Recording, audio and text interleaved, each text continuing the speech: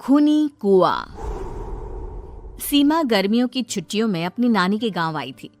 सीमा नानी के घर पहुंचने के बाद अपनी नानी के पैर छूती है और उनसे आशीर्वाद लेती है। तभी उसकी नानी उससे कहती है, इतनी बड़ी हो गई मेरी सीमा, चल जल्दी से हाथ मुंह धो ले, मैं तेरे लिए खाना लगा देती हूँ। भूख लगी होगी ना? हाँ नानी, भूख तो लग रही है मुझे, आपके हाथ के बने हुए पीले दाल और चावल खाने की। कितना टाइम हो गया है मुझे आपके हाथ का बना हुआ दाल चावल खाए हुए। तू तो नौकरी में व्यस्त थी, तो तुझे कहाँ से टाइम मिलेगा अपनी नानी के लिए? और जब इतने टाइम बाद आई है तो ज्यादा टाइम के लिए रुक कर जाएगी तू। हाँ हाँ नानी, इस बार पूरे 2 महीने के लिए आई हूँ। सीमा की नानी अंदर जाकर उसके लिए खाना बनाने लगती है। सीमा कमरे में अकेली होती है, तभी उसे किसी औरत के रोने की आवाज सुनाई देती है। वो कभी खिड़की से बाहर झांकती है तो कभी दरवाजे से बाहर झांकती है। उसे समझ में नहीं आ रहा होता है कि आखिर रो कौन रहा है। तभी नानी खाना लेकर आ जाती है। वो अपनी नानी से कहती है, नानी, कोई औरत रो रही है क्या? मैं जब से यहाँ आई हूँ तब से मुझे यहाँ किसी औरत की रोने की आवाज आ रही है। हे भगवान, कहीं ये वही तो नहीं? बोलो ना नानी। अरे कोई नहीं रो रहा, ये तेरे मन का वहम है। और तू ना अब खाना खा ले, ज्यादा यहाँ वहाँ की बातों में ध्यान मत दिया कर। जल्दी से खाना खा और फिर मेरे साथ आ जा मेरे कमरे में, दोनों बैठकर खूब सारी बातें करेंगे। ऐसे ही अगले दिन सीमा अपनी नानी के साथ गांव के बाजार जा रही होती है। उसी रास्ते में फिर से किसी औरत के रोने की आवाज आती है। वो अपनी नानी से कहती है, अरे नानी, क्या सच में तुम्हें अभी भी किसी औरत की रोने की आवाज नहीं सुनाई दे रही? मुझे किसी औरत की बहुत बुरी तरीके से रोने और चीखने की आवाजें आ रही हैं। मैं बहुत परेशान हूँ नानी, आखिर ये कौन है? मुझे लगता है कि सीमा को शहर भेज देना चाहिए, यहाँ रहना उसके लिए ठीक नहीं। नानी बोलो ना, आप चुप क्यों हो जाती हो? सीमा, तू घर चल, मुझे तुझसे बहुत जरूरी बात करनी है। नानी सीमा को घर ले आती है और सीमा से कहती है, सीमा, कल सुबह तू शहर वापस चली जाएगी। अरे अचानक? आखिर क्या बात है नानी, आप मुझे ऐसे जाने को क्यों कह रही हो? मैं बस जो कह रही हूँ उस पर ध्यान दे। तू कल सुबह यहाँ से चली जाएगी, और ये बात मैं कोई मजाक में नहीं बोल रही। तू कल जाएगी तो मतलब जाएगी। अरे नानी, चली जाऊंगी मैं, ठीक है, पर आखिर बात क्या है ये तो बता दो। मम्मी से कोई बात हुई है या फिर मुझसे कोई गलती हुई है जो तुम मुझे अचानक से जाने के लिए बोल रही हो? देख सीमा, रात बहुत हो चुकी है और मुझे इस बारे में कोई बात नहीं करनी। चल, अब चल के मेरे साथ सो जा। सुबह की बस पकड़कर तुझे शहर भी तो जाना है।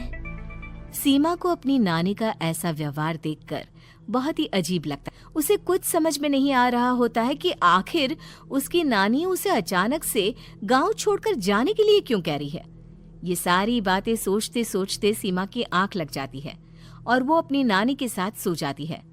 ऐसे ही आधी रात को सीमा को फिर से किसी औरत की रोने की आवाज सुनाई देती है। वो उस औरत की आवाज सुनकर बार बार करवटें बदल रही होती है और तभी उसे सपने में भी एक अजीब सी औरत की परछाई दिखाई देती है, जो इतना चीख चीख कर रो रही होती है कि सीमा डरकर उठ जाती है। वो पूरे पसीने पसीने हो रही होती है। वो अपने आसपास देखती है तो घर में बिल्कुल शांति का माहौल होता है। सीमा घबरा जाती है। वो अपनी नानी को जगाने की कोशिश करती है, मगर उसकी नानी नहीं जगती। सीमा को फिर से उस औरत की रोने की आवाज सुनाई देती है। आखिरकार सीमा अपने आप को रोक नहीं पाती और वो घर का दरवाजा खोलकर बाहर निकलती है। आखिर ये माजरा क्या है? आज तो मैं पता करके रहूंगी। अब आवाज का पीछा करते हुए सीमा आधी रात को गांव के चौपाल के पास बने कुएं के पास पहुंच जाती है, जहां कुएं की चारों ओर बेड़ियां लगी होती हैं उन बेड़ियों में लगे हुए ताले के साथ एक लाल रंग का कपड़ा और माता रानी का कलावा बंधा होता है। उस कुएं में से सीमा को किसी के रोने की आवाज आती है। सीमा परेशान हो जाती है। इस कुएं में कौन है? कौन है यहाँ? सुनो, कौन है? कौन रो रहा है? वो चिल्ला चिल्ला कर पूछती है और साथ ही लोगों को जगाने की कोशिश करती है, मगर किसी को भी उसकी आवाज सुनाई नहीं देती। अब सीमा खुद उस कुएं के पास की बेड़ियों और तालों को खोलने की कोशिश करती है और किसी तरह कुछ देर की मशक्कत के बाद सीमा उसको खोल भी देती है। और जैसे ही वो कुआं खोलकर उसके अंदर झांकती है, सीमा उस कुएं में गिर जाती है।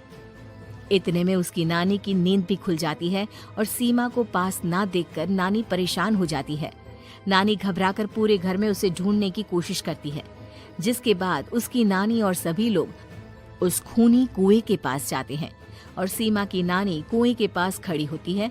सभी गांव वालों और सीमा की नानी को सीमा के चिल्लाने की आवाज आती है।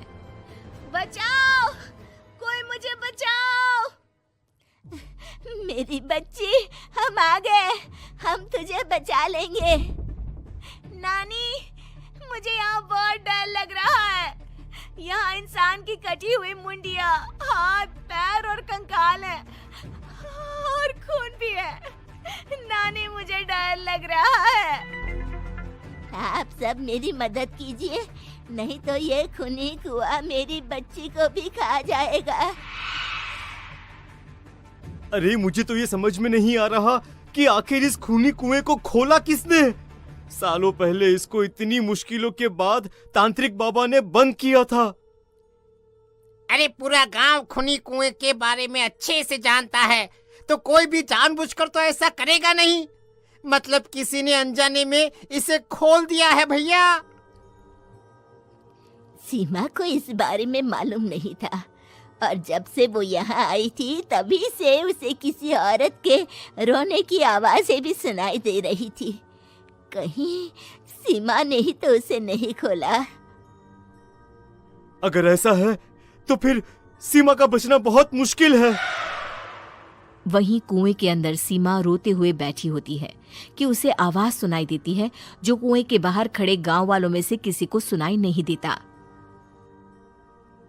आज सालों के बाद मुझे ताजा खून मिलेगा।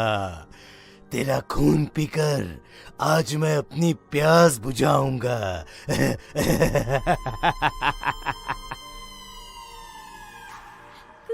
कौन है?